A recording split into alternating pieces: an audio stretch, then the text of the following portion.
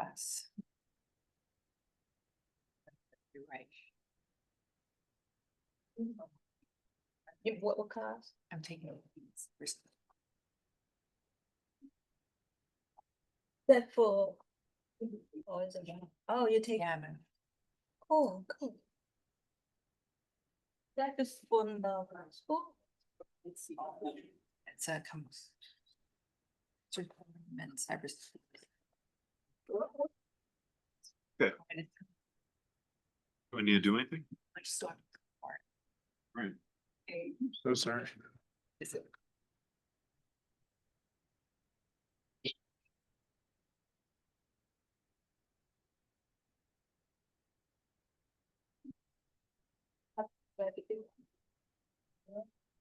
Our way to pop it up. Was there? What are you looking for? I hate how it's like every chair I sit to, I have to raise a call. Are you? Good, how are you? Yeah. Miss Barry, do you want us to sign in if we did an RSVP? Or I mean, if we did RSVP? This isn't my event, but I would, yes, I would sign it. Yeah, you can, oh, yeah, sign in, put your email address so we can make announcements to you about future events. I'm not getting. And we had a cybersecurity overview, but I'm taking, right now I'm taking. Okay.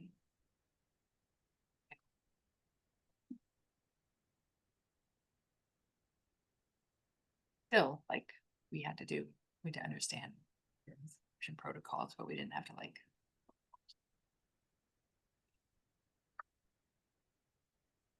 Hello, Jim. How are you? Hi, Scott. Great. Sorry I can't be there in person, but You know, I hope this is second best. no, and it's quite all right.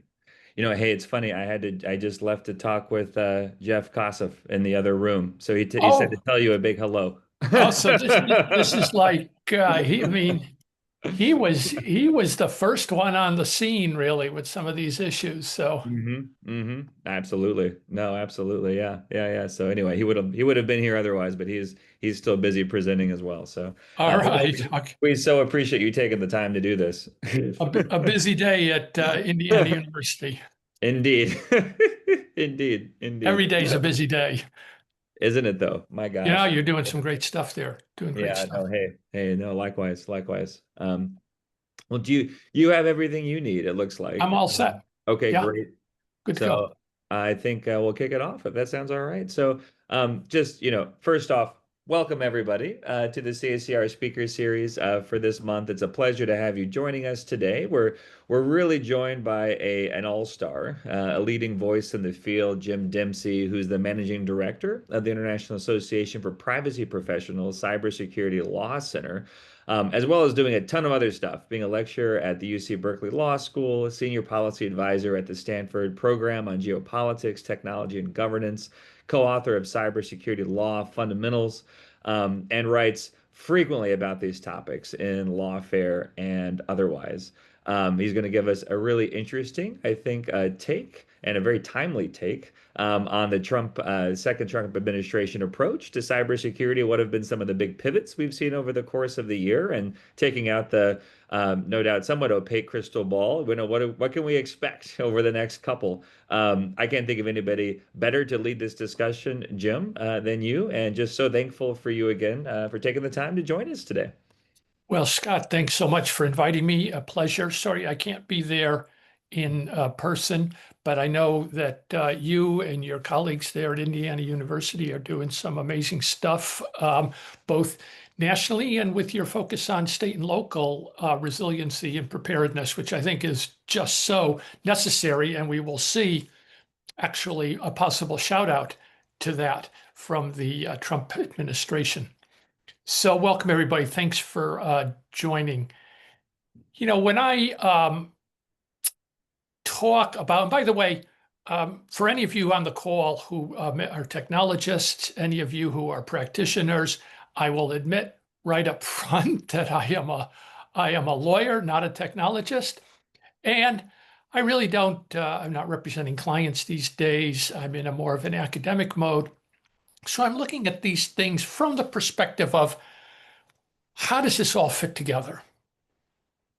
We are now decades into the internet age. We know that this technology is fundamentally insecure in many ways, and the law has been racing to keep up. There is, it turns out, a remarkably large body of cybersecurity law in the United States. But this patchwork quilt, which may well have been sewn by some of the farm ladies on the Great Plains 100 years ago, this patchwork quilt is, for me, the dominant image of what a cybersecurity law is in the United States.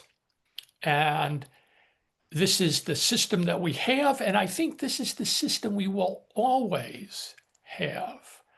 Cybersecurity law, common law elements, doctrines going back literally hundreds of years, particularly negligence and other tort doctrines, but also implied contract, theories of unjust enrichment, etc. All of this law, pre-internet, applies to the internet.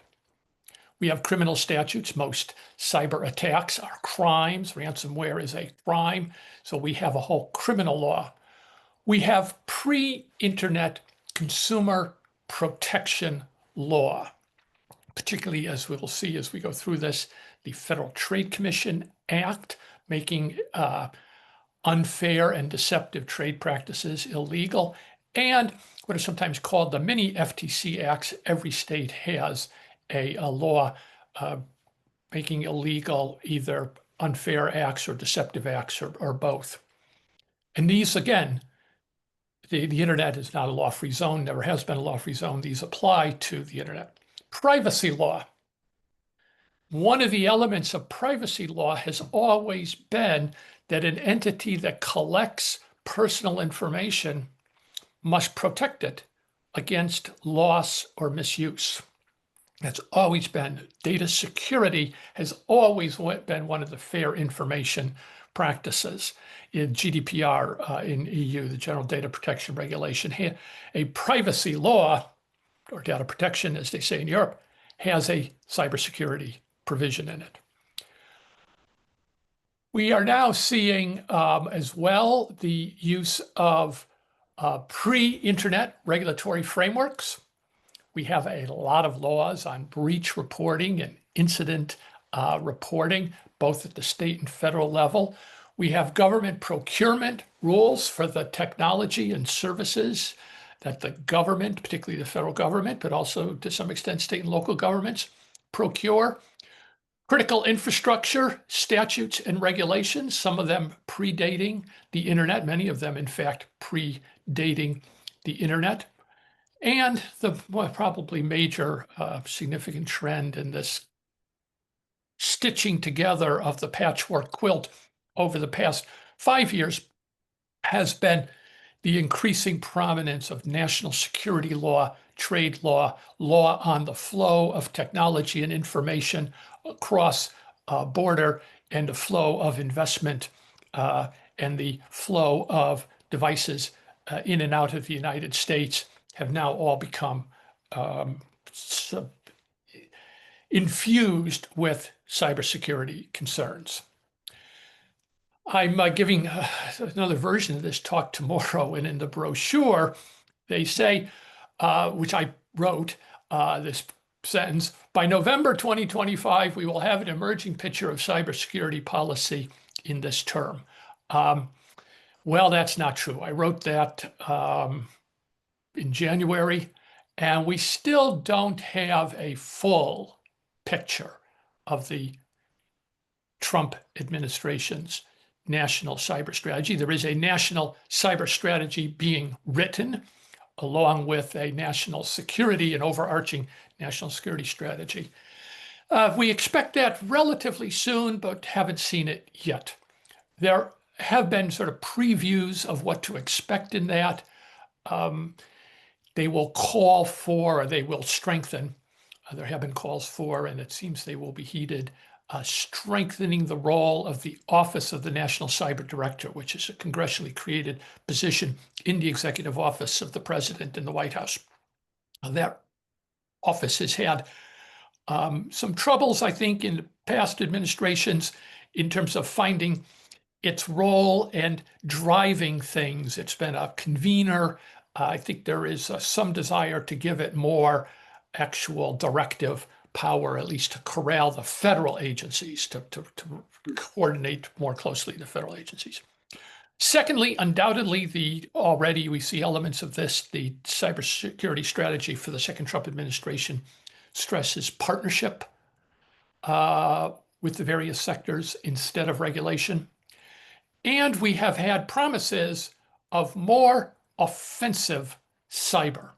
That is more use of particularly cyber command and the military capabilities of the United States in attacking adversaries in retaliation or response or preemptively against particularly nation state actors. We'll see what that means.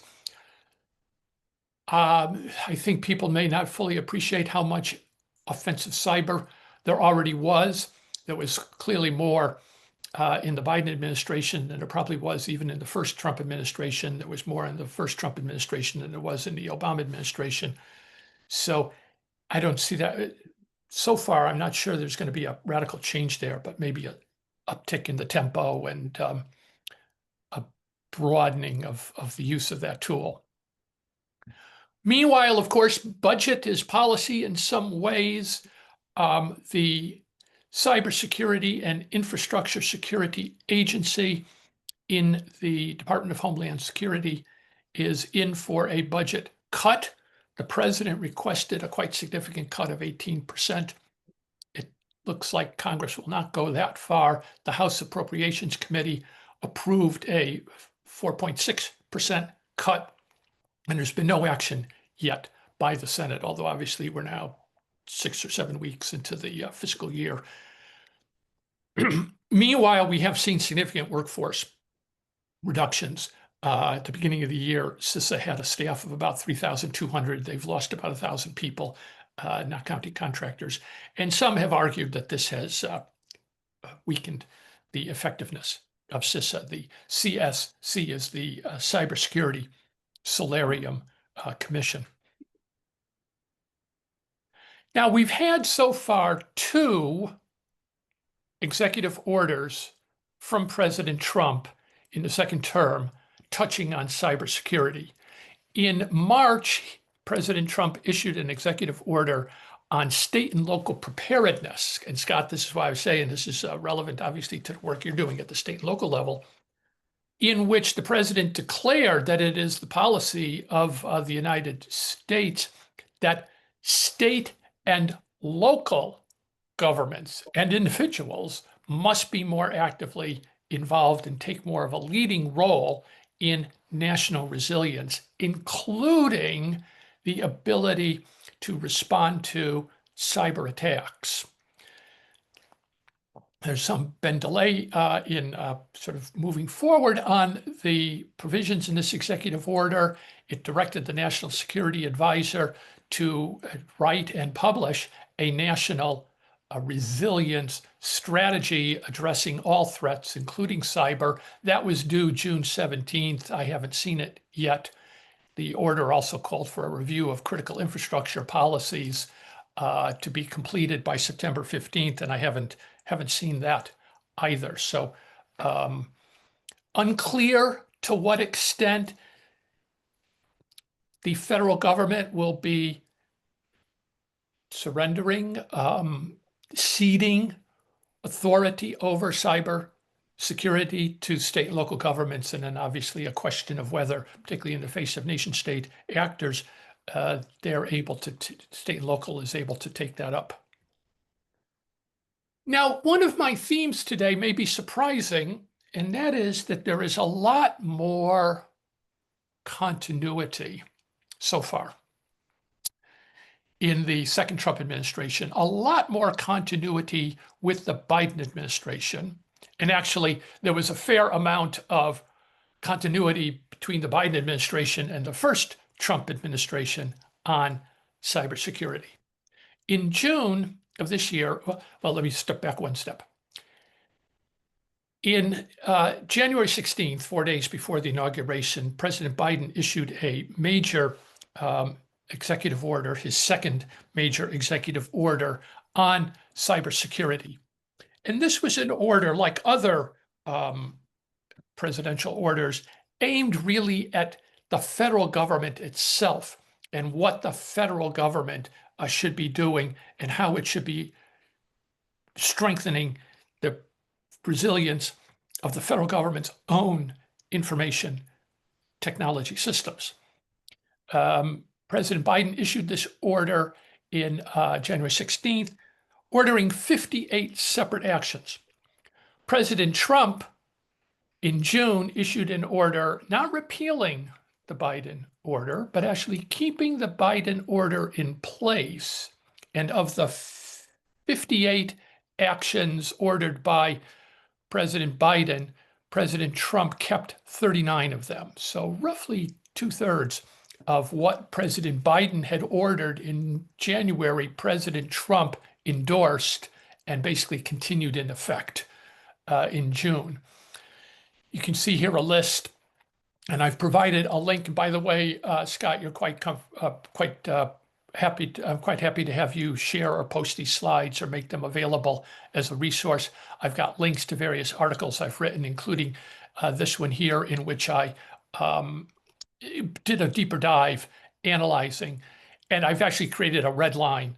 The President Trump executive order is what you would call a cut and bite amendment. It says, the first sentence of section 3.2 is deleted. And so you've got to look back at the Biden order to see what's eliminated. And I redlined the Biden order. But keeping some stuff, deleting some stuff, not necessarily clear why some of the things that were deleted. President Biden had a provision requiring federal agencies to use available post-quantum computing products, that is, encryption products that are resilient against quantum computing attacks. President Trump eliminated that, not quite clear. Certainly there's a future, the post-quantum issue has to be dealt with. But a lot of continuity there.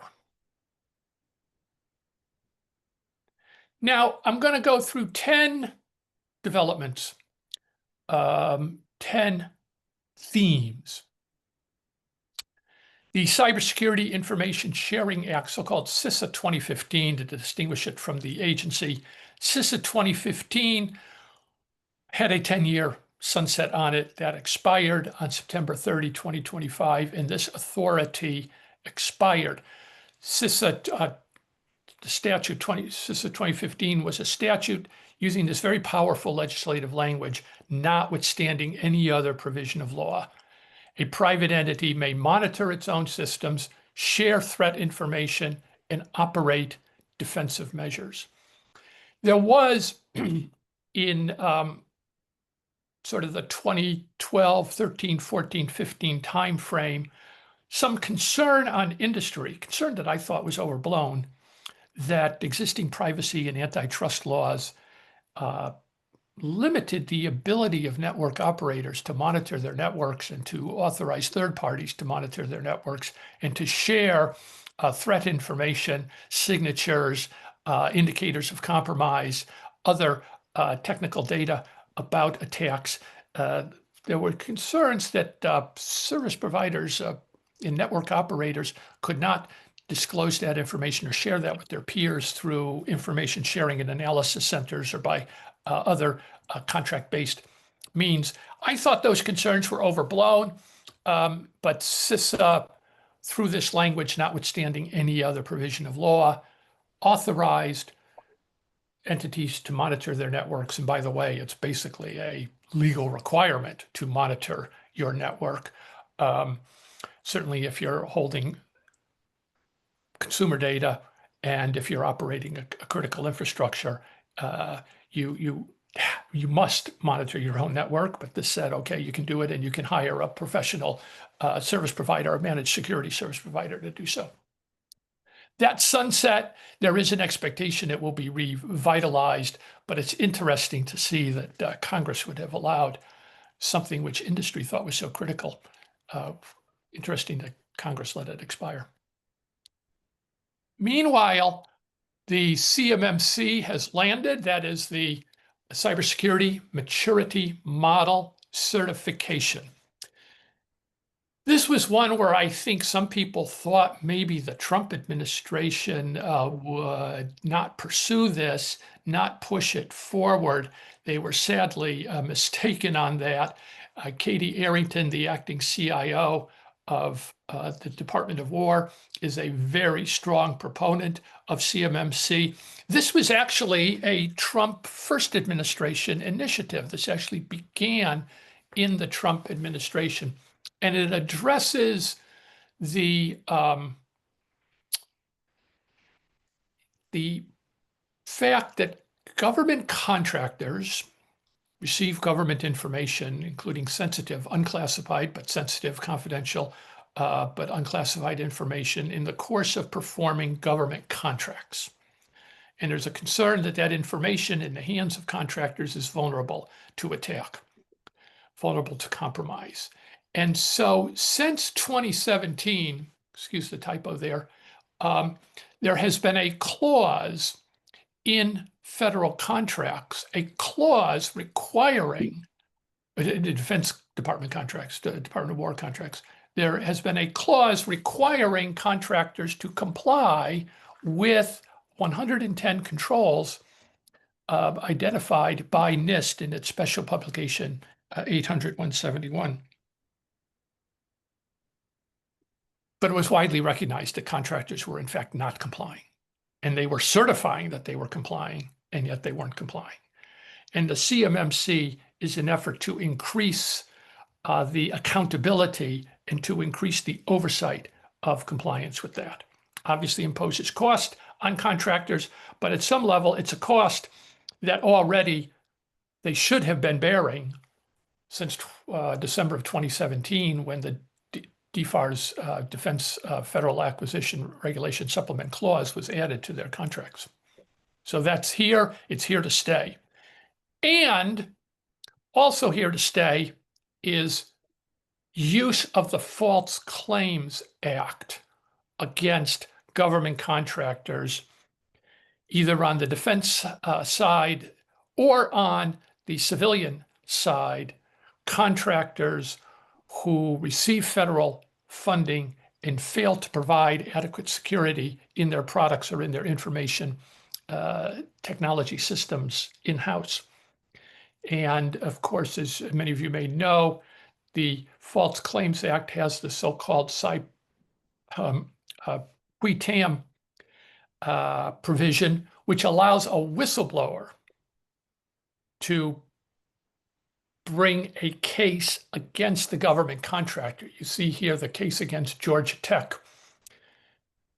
Christopher Craig and Kyle Koza were employees of Georgia Tech.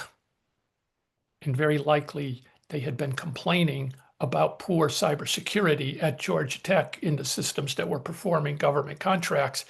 Their complaints and concerns were not heeded, and so they sued Georgia Tech as so-called relators, and they get to share in the recovery. The government joins the case. In this case, the government joined, and the case went forward. Georgia Tech settled, in this case, for $875,000. You could say that's relatively minor, but other cases upwards of $10 million. And this is here to stay. The Trump administration has made it clear they will continue to go after contractors who violate their contract-based cybersecurity obligations. Also here to stay pretty clearly, I think, are Department of Justice takedowns. Using existing law, the Computer Fraud and Abuse Act, the Wire Fraud Act, the Search and Seizure Law, the government has developed quite a robust toolkit of going after ransomware actors. And you see from August again of this year, so continuity, the Justice Department announced the latest in these actions. This involved not only the US Department of Justice, but law enforcement from United Kingdom, Germany, Ireland, France, Canada, Ukraine, and Lithuania. I mean, here Ukraine is in the middle of a fight for its life, and it was cooperating with the FBI to take down this ransomware group. And using the warrant authority, the government can seize servers.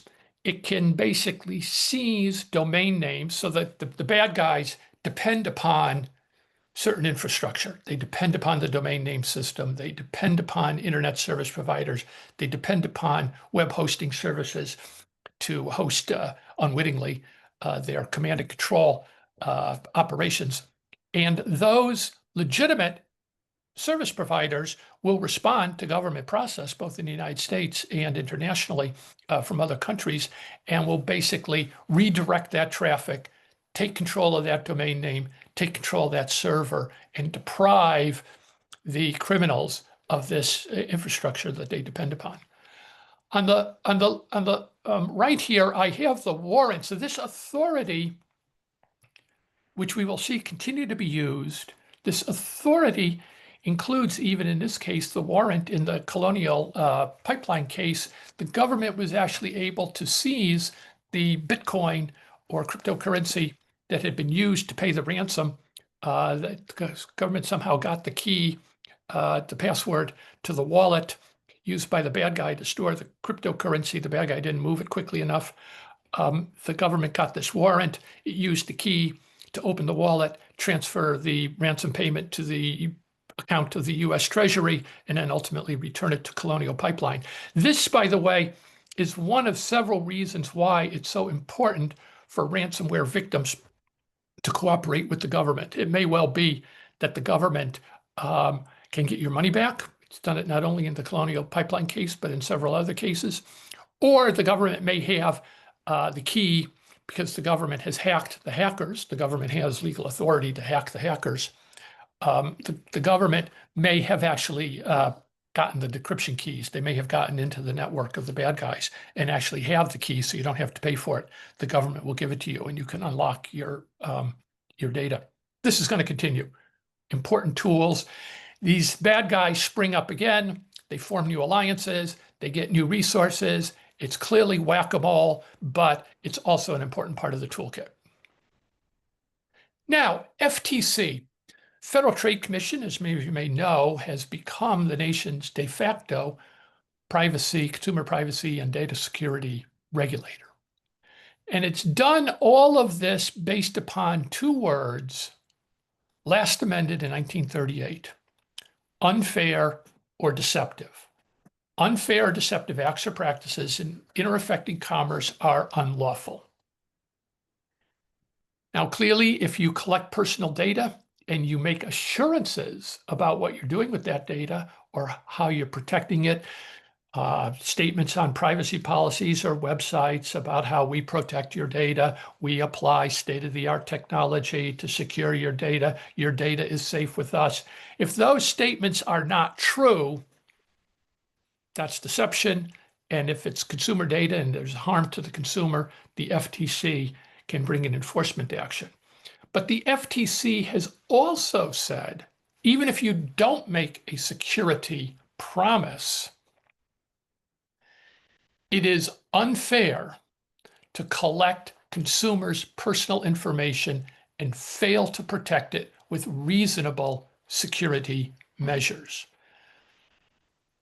And using this unfairness authority, the FTC has brought about 100, since 2000, about 100 data breach cases, including against both some very major companies and some smaller companies. GoDaddy is a web hosting service. Zoom, which we are actually on right now, underwent a major FTC enforcement action for poor security policies in the early days of Zoom. Now, I and others had thought that with a second Trump administration, there might be a pullback from the use of the unfairness authority, particularly because the Supreme Court, of course, has raised questions, in fact, raised barriers to assertions of executive branch power where a statute does not clearly delegate authority to the to the executive branch agency. There's absolutely nothing in the FTC Act about cybersecurity, nothing about data security, nothing about privacy. And yet, out of these two words, and particularly the word unfair, the FTC has created this data security regulatory authority. But it's now clear that the new Republican majority, led by Chairman Andrew Ferguson, the new FTC has basically reaffirmed that the fairness concept requires those who collect consumers' personal data to employ reasonable security measures to protect that data. So I think we will continue to see the principle at the FTC that collecting consumers' personal data and failing to protect it with reasonable security measures is unfair. And we've seen recent, just in September, August, September timeframe, 4 enforcement actions brought by the FTC that again reinforce this theme, as well as highlighting some special issues of concern. 3 of the 4 involved children's privacy specifically. So anything involving kids and kids' privacy is going to be a concern. Location information is going to be a concern. China is going to be a concern. The Aperture robot toy maker happened to be China-based and was sharing location information with yet a third party. Perhaps most interesting of these is the last one, in which the FTC brought an enforcement action against the corporate entity that owns Pornhub and a number of other online pornography sites. And there had been some indication that, well, we're not going to use unfairness in innovative ways. And yet here, for the first time ever, the FTC based a enforcement action against a porn company for its distribution of CSAM, child sexual abuse material, and NCM, non-consenting material.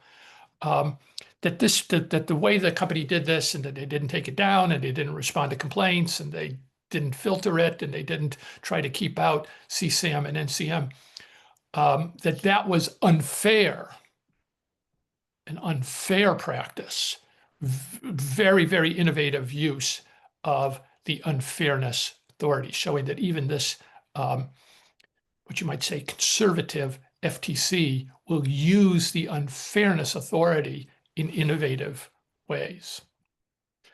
Now, one major theme we've seen in the past really 2 or 3 years has been the emergence of the recognition that the data about Americans is a national security concern, how that data is flowing. You saw that obviously in the TikTok case. If anything, the outcome of TikTok is an anomaly in that they were going to be able to continue operating subject to controls.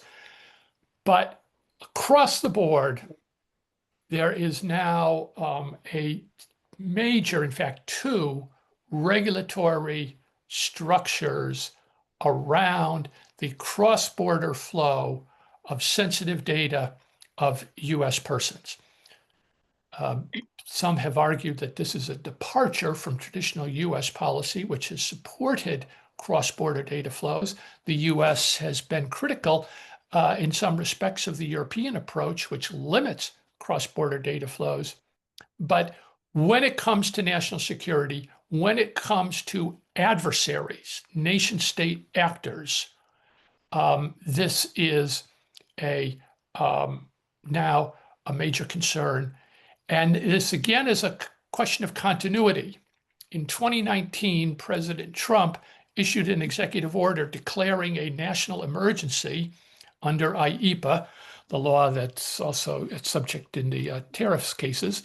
Under IEEPA, Trump declared a national emergency with respect to information and communications technologies and services. President Biden kept that order in place, renewed annually the national emergency declared by Trump. National emergencies must be renewed yearly under the National Emergencies Act. President Biden continued to renew that declaration by President Trump.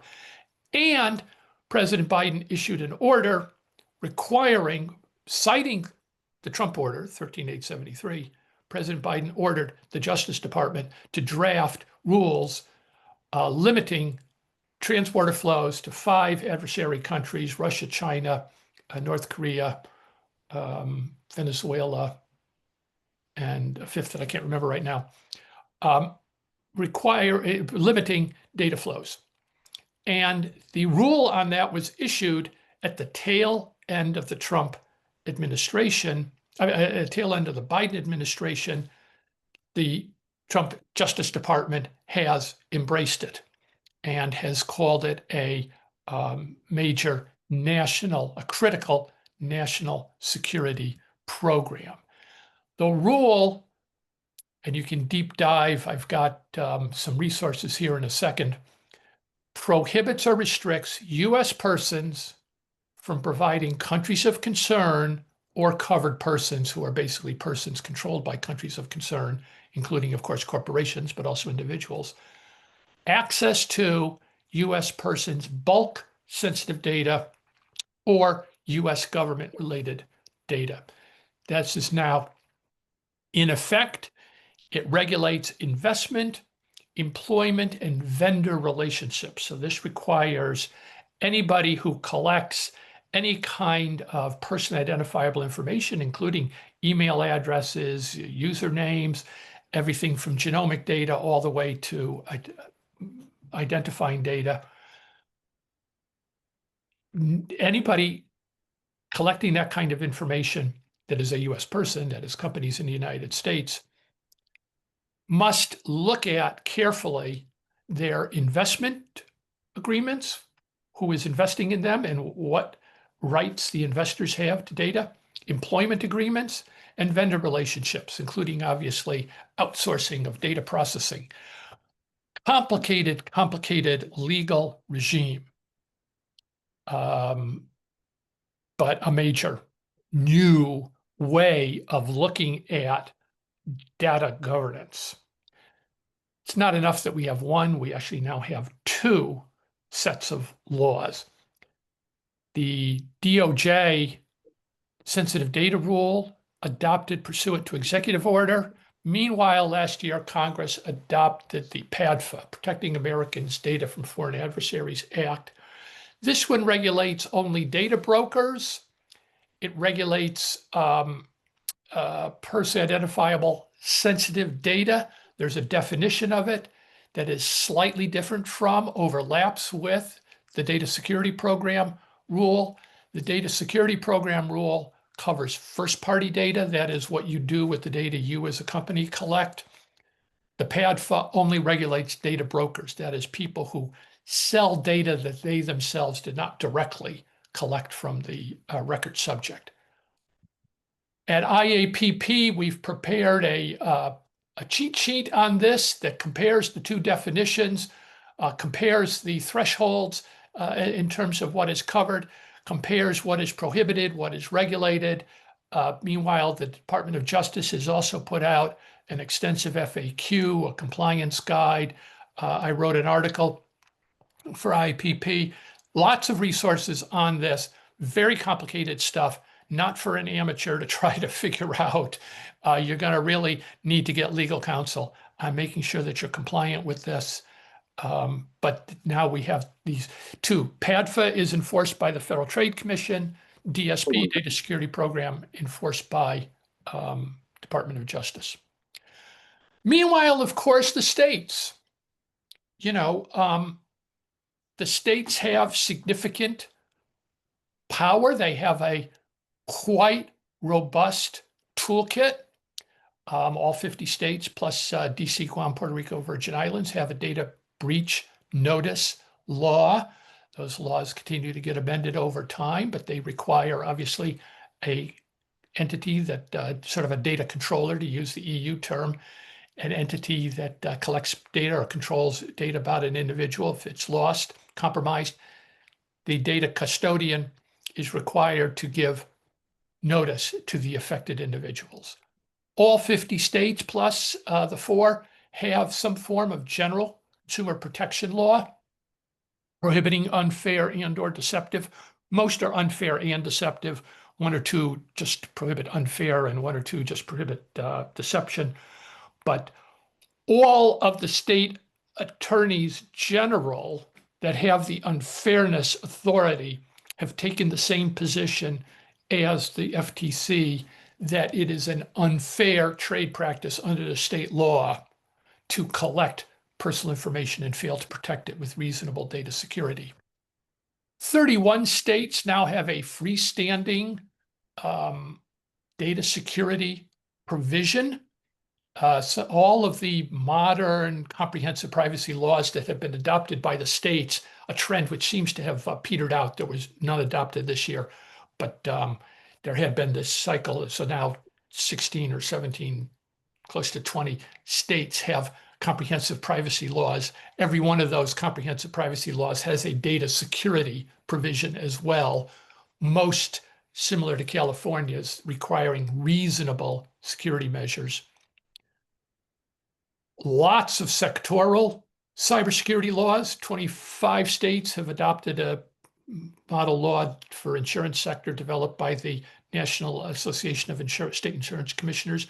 New York State has really out there big time with its cybersecurity regulations for financial services, which includes insurance companies and also hospitals. So lots of authority, which the states are using and are going to continue to use, no doubt. Just within the past week, Attorney General Bonta of California joined with Attorney General from Connecticut and New York, getting a settlement against an educational software company, again invoking both the pre-internet unfair competition law, the reasonable data security law, as well as 2 sector-specific laws, one on kids' data, one on medical data. Now, big development. California has adopted a new rule. It has a pretty lengthy phase-in period, but it will start taking effect in a couple of years, requiring businesses who process significant amounts of data to conduct an annual cybersecurity audit. And this is significant among other reasons because, first of all, it's the first of its kind in the country. Secondly, the rule adopted by the California Privacy Protection Agency as required by statute, this originates in statute. The rule says in your audit, you must consider the following roughly 24 controls or practices. And really what the CPPA was doing here was basically saying, this is reasonable security. You must either have these controls and practices, or you must have a good reason why they are not applicable to you, and you must document that reason. But that general reasonable cybersecurity requirement, which is in California law and in the law of 31 states, here, California, through the Privacy Protection Agency, is saying, this is what that would look like. You must either address this or have a good reason not to. Now, critical infrastructure. This is, I think, where we are seeing the biggest change. The little black screen there to the left is the notice that appeared on the computers of workers at the Colonial Pipeline in the morning of May 7th, I think it was, 2021, announcing that their system had been locked. That led Colonial Pipeline to turn off its pipeline, to turn off its operational technology. That disrupted the flow of petroleum products throughout the Northeast, leading to long lines at gas stations and the promise or prospect or possibility of deeper and longer disruption. The company paid the ransom. The FBI used that search warrant to get it, a seizure warrant to get it back. But that led, at least temporarily, to a major change in US policy. The Transportation Security Administration, using existing authority, issued a first ever binding directive mandating certain cybersecurity controls for critical infrastructure. And the President Biden announced in his 2023 National Cybersecurity Strategy that he would use that there had been a market failure, that public-private cooperation alone, voluntary action by critical infrastructure alone, which had been the dominant theme of US cybersecurity policy for 20 years, wasn't working, and that a modern, nimble regulatory framework was necessary. And the president began to proceed sector by sector using existing authorities. 80% of the ship-to-shore cranes at US ports were made in China. Those cranes often have internet connectivity. They have digital elements to it. They receive updates over the internet, and they are, of course, potentially susceptible to cyber attack. President Biden, using existing authorities under the Maritime Transportation Security Act, which specifically talks about cybersecurity, one of the rare laws on the books that does, the president issued or ordered the Coast Guard to issue security directives focused on risk management. There are no other cranes in the world available. We can't rip and replace those cranes. So it's a matter of risk mitigation. But again, taking existing authority and saying, okay, we're going to get more serious about this, and we are going to get more prescriptive in our approach to the cybersecurity risk. That trend has now ended. It began to slow down. It began to face hurdles in the Biden administration. Biden tried to issue a standards for drinking water systems. We know that several adversaries have infiltrated the operational technology of the drinking water, American drinking water system, highly decentralized, largely state and plus privatized. The privatized guys have also had problems. The Biden administration tried to use the Safe Drinking Water Act to address this. A number of states sued. A stay was issued, and the Biden administration rescinded its directive or its interpretation to use the Safe Drinking Water Act quality surveys. They rescinded that order. So right now, cybersecurity is voluntary for drinking water systems. Also, cybersecurity remains voluntary for the telecom network. Last year, and this is sort of an example of just how much the Biden initiative has stopped. So last fall, it became clear that China was deep into the telecom networks of major American providers. The FCC, again, very late in the Biden administration, issued a declaratory ruling stating that the CALIA, the Communications Assistance for Law Enforcement Act, required carriers to protect their systems, and issuing a proposed rulemaking that would have spelled that out in greater detail. The incoming chairman of the FCC, Chairman Carr, has released this order, which will be voted on and approved undoubtedly at the Commission's November 20 meeting, repealing that January declaratory ruling and revoking or repealing the withdrawing the notice of proposed rulemaking. This was based upon an industry petition in which industry said, well, we're doing lots of information sharing, we're collaborating, we're in partnership with the government, and all of these actions are voluntary. And the chairman has accepted these assurances and said that voluntariness and collaboration and discussion and information sharing forums will adequately protect the nation's telecommunications infrastructure against Chinese and other nation state attackers.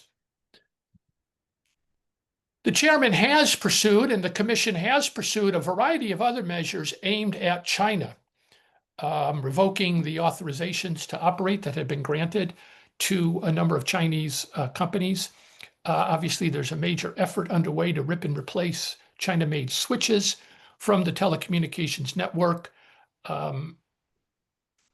Use of the CFIUS authority, use of other authorities targeting particularly China, Chinese-made equipment, Chinese service providers in the United States or otherwise engaged in the US telecommunications ecosystem.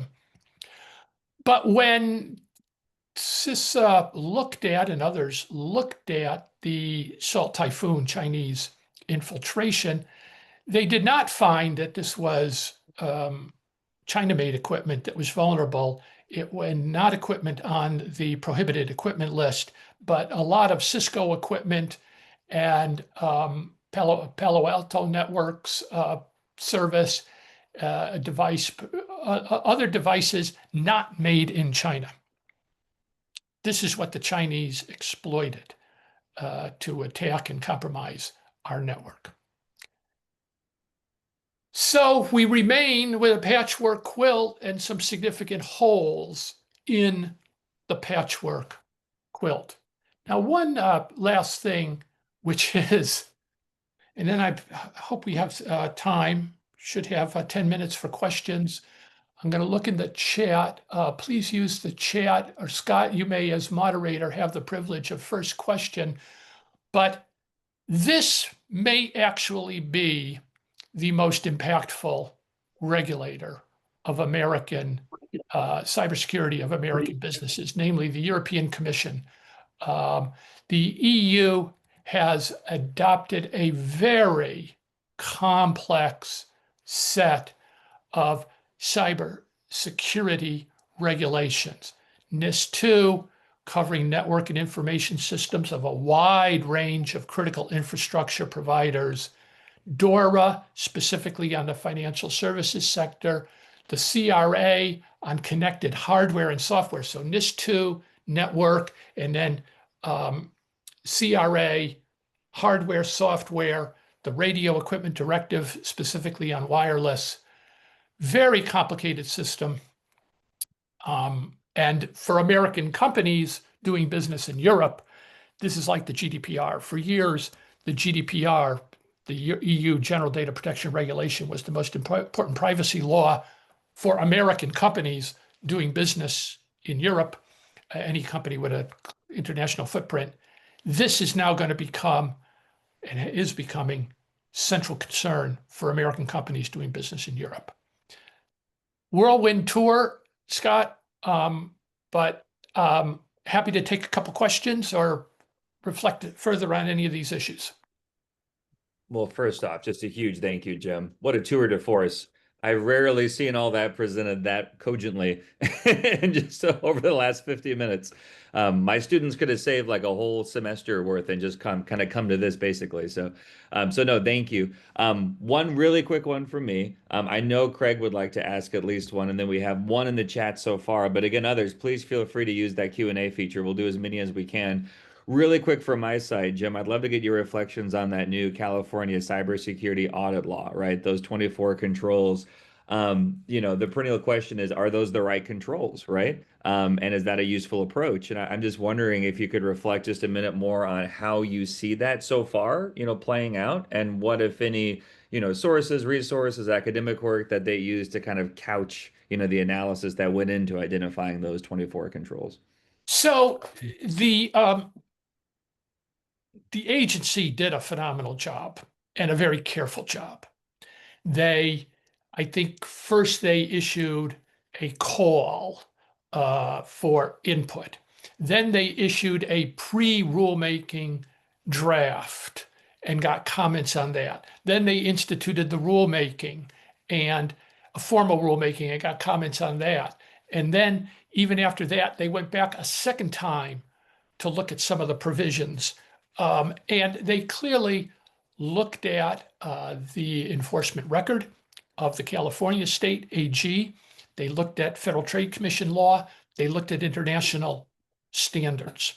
And, lawyers who practice cybersecurity law generally have somewhere on their desk or in their files a list of all of the different requirements. This is the way people have been doing cybersecurity law for a long time. You look at all of the FTC settlements where the settling party agreed, we're going to do MFA, we're going to do inventory analysis, we're going to do this, we're going to do that, we're going to do stronger passwords. And basically, those were all of the things that were remedial, which got a person into the reasonableness zone. They were unreasonable. Their measures were unreasonably weak. To get them into the reasonable zone, they had to do these remedial measures. People would look at that list of remedial measures and say, okay, well, client, let's run through the list, because if you're not doing any of these, you may be held to be unreasonable, therefore unfair, therefore liable. The problem with that, and that's good. So it's sort of a common law approach, right? Case by case, you build up the rules over time. The problem with that was that even if you did everything that was ever ordered of everybody, you could still get hit. And if you got hit, it might be due to a failure or a weakness that wasn't on any of the prior lists, and the FTC would still say, you fell short. Yep. So it was always open-ended. Now, the problem is, I don't think this list is definitive either. I think you can do the audit, you can assess all of those. Now, partly this, and still get hit, and you still might run into trouble with the state AG if you did something stupid or something that created a vulnerability that wasn't on the list of 24 in the audit. But, Scott, it's what is the story you are able to tell when you do get hit? Because you will get hit, chances are, right? Now, if you say, oh, well, we really didn't pay much attention to the audit, or here's our audit, it's 1 page long, then you're in a hole. But if you treat the audit seriously, just as if you treated the list of FTC settlements seriously, and you worked through them, and you did your risk analysis, you tried to match controls to risk, then you go in to the FTC or to the state AG's office or to the CPPA, and you can say, look, guys, we were up against a nation state actor. We did all of this. We went through the list. We did it yearly. We had an outside auditor. We had board engagement. We had a designated senior official. We had a budget. We had training. Then the agency is much more likely to say, okay, we're not going to fine you. We're not going to bring an enforcement action against you. Awesome. Craig, I know you're chomping at the bit, man. Let's go to you, and then we'll do a really quick lightning round if you wanted the Q&A here. No, we'll jump to somebody else. You Sure? A lot of Okay. overlap with what I was going to ask about / complain about. So like Jordan has a question here. What are your thoughts on the CERCIA and the implementing rules that plan to go into effect next year? Yeah. So plan to go into effect next year. It's not actually clear. We will see that. CERCIA or CERCIA is the critical infrastructure reporting law, which was adopted by Congress, I think, in 2022, but still has not yet taken effect. It requires designated critical infrastructure entities to be designated by CISA, the Cybersecurity and Infrastructure Security Agency, requires them to report to CISA substantial cybersecurity incidents within 72 hours and ransom payments within 24 hours. Rules were due this, I think last fall. or this fall, but anyhow, the CISA has extended that until May 2026. There's a draft rule. The comment period closed.